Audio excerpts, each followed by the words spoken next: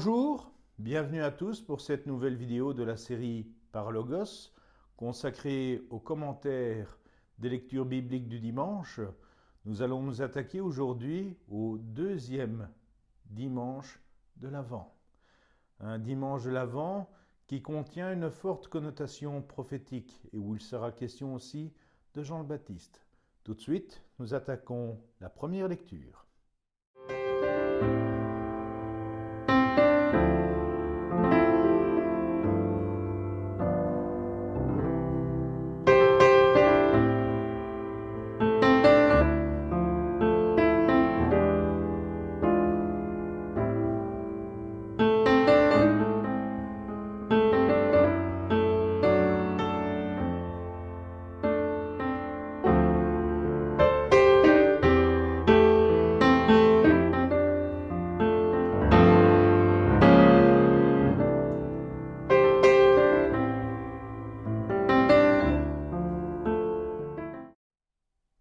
Dans cette première lecture, nous retrouvons une affirmation cruciale.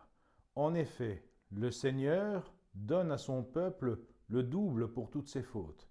Il y a un danger de tomber dans une interprétation d'un Dieu qui punit, un Dieu qui châtie. En réalité, cette expression biblique veut nous dire que Dieu est avant tout amour, est avant tout largesse, est avant tout pardon pour chacun d'entre nous. Une autre phrase dans cette lecture nous dit « Tracez droit dans les terres arides une route pour notre Dieu. Que tout ravin soit comblé, toute montagne et toute colline abaissée. » En effet, dans notre vie quotidienne, nous avons beaucoup de collines très dures à escalader, beaucoup de ravins comblés. Ceci marque un peu en quelque sorte les difficultés de la vie, mais aussi les difficultés sur notre chemin spirituel. Il est donc nécessaire, par cette phrase, de préparer la route du Seigneur pour que nous puissions l'accueillir dignement. La gloire du Seigneur.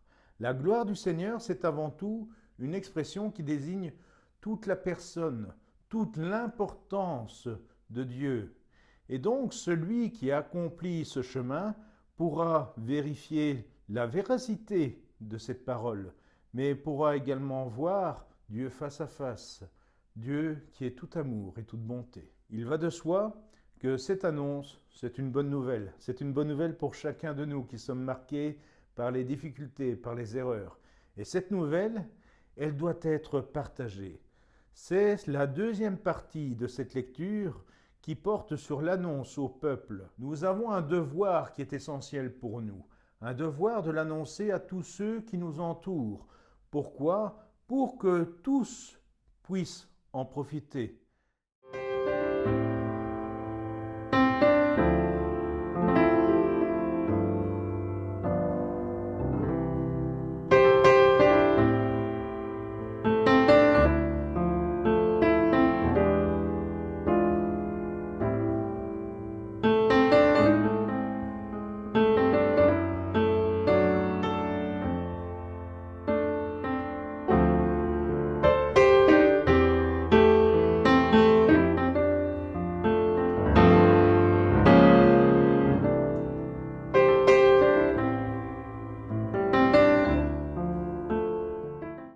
Dans cette deuxième lecture, le thème central sera le thème de l'attente. En effet, il faut avouer que depuis le départ du Seigneur Jésus pour le ciel, lors de son ascension, nous l'attendons depuis 2000 ans. Et ça peut sembler un peu long. Cette lecture nous rappelle que pour le Seigneur, un jour est comme 1000 ans, et 1000 ans est comme un jour. Cette phrase nous rappelle la réalité dans laquelle nous sommes amenés à vivre lorsque nous le rejoindrons, mais également la réalité surtout dans laquelle se trouve notre Dieu pour le moment. En effet, il est dans l'éternité, et peu importe la façon de voir l'éternité, c'est que le temps n'a plus cours, le temps n'existe plus. Cela peut nous donner l'impression que le Seigneur est en quelque sorte en retard. C'est ce que pensaient les personnes de cette époque. Mais pourquoi attendre si longtemps? Pourquoi le Seigneur se fait attendre aussi longtemps? Et cette lecture nous offre une réponse fondamentale, parce qu'il attend en quelque sorte que cette bonne nouvelle soit annoncée à toute personne, que toute personne ait le choix de faire cette conversion.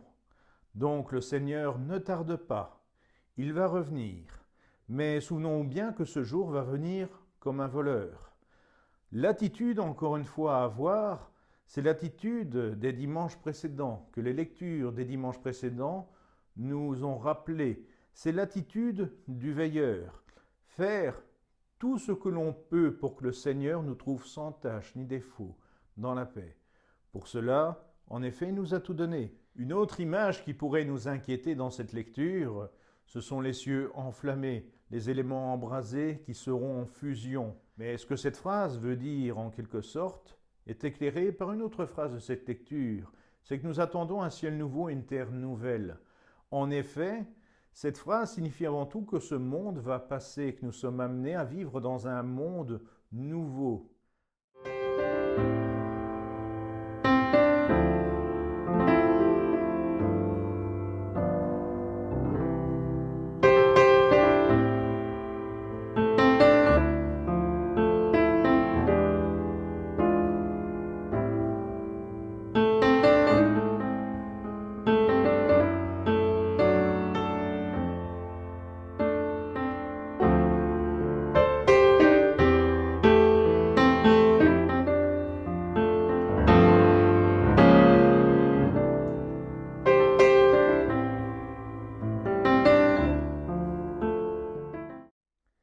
Dans cet évangile, nous nous situons au début de la vie publique de Jésus. Bien qu'il n'apparaisse pas directement dans cet évangile, nous sommes face à l'annonce de Jean le Baptiste, qui affirme sa propre personnalité par rapport à celle de Jésus. Il n'est pas digne de délier la courroie de ses sandales. Et en effet, Jean-Baptiste se rend bien compte que celui à qui il va donner le baptême, même s'il ignore probablement à ce moment-là, est bien plus que tous ceux à qui il a pu le donner jusque maintenant. Jean-Baptiste ici apparaît comme étant le prophète. Si la première lecture pouvait laisser un doute, s'il était assez vaste, s'il pouvait se reporter à chacun d'entre nous, ici, si nous lisons l'Ancien Testament à la lumière de cet évangile, nous pouvons penser que ce prophète venu annoncer la venue du Seigneur était bien Jean-Baptiste. En effet, dans cet évangile, Jean était vêtu de poils de chameau, avec une ceinture de cuir autour des reins. Si nous allons regarder le deuxième livre des Rois, chapitre 1, verset 8, nous pouvons nous apercevoir qu'il s'agit d'une allusion aussi au prophète Élie.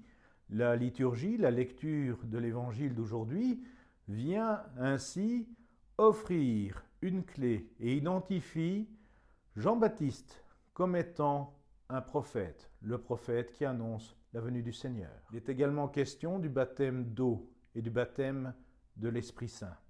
Nous avons ici deux éléments qui ont été évoqués dans une autre vidéo, la vidéo cathématique sur le baptême qui a été publiée quelques jours précédemment. En effet, si Jean baptise avec de l'eau, le Christ, lui, baptisera dans l'Esprit Saint, ce qui nous montre deux volets importants au baptême. Le premier volet, le baptême d'eau, où Jean préconise une conversion dans notre façon d'agir, dans notre façon de vivre, mais surtout de nous comporter avec les autres, une attitude d'amour et de partage. Tandis que le baptême de Jésus, une fois que Jésus reçoit le baptême dans le Jourdain, si nous lisons plus tard, si nous lisons plus profondément les évangiles, eh bien ce baptême de Jésus, lui, nous offre le Saint-Esprit qui fait de nous des fils de Dieu.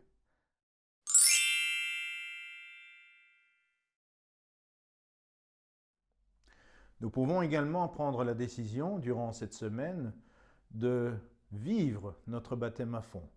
En effet, ce baptême, comme je le disais dans Cathématique sur le baptême, ce baptême doit être construit tout au long de la vie. Vivez votre baptême à fond. Et nous pouvons nous poser la question de savoir, qu'ai-je fait de mon baptême? Qu'ai-je fait de cette grandeur de Fils de Dieu que j'ai reçue le jour de mon baptême? Qu'ai-je fait de cette mission que j'ai de me convertir et de changer ma vie pour aimer plus, pour être meilleur être humain? Qu'ai-je fait aussi de cette mission que j'ai reçue d'annoncer la parole de Dieu par ma vie et par mes actes? N'oublions pas que par le baptême, nous avons cette mission aussi du témoignage. Les textes bibliques que nous lisons utilisent beaucoup d'images, beaucoup de symboles, si bien que certains films, certaines idées, certaines personnes peuvent nous pousser à voir le jour du retour du Seigneur comme une catastrophe, comme un jour où tout sera détruit avec du feu partout, des explosions et tout ce qu'on veut. Il faut faire très attention que les auteurs de l'époque se sont exprimés avant tout avec des images pour nous faire comprendre certaines réalités. Nous devons toujours interpréter les textes bibliques. Il y a toujours une interprétation à faire. Ils disent une vérité, ils disent la vérité.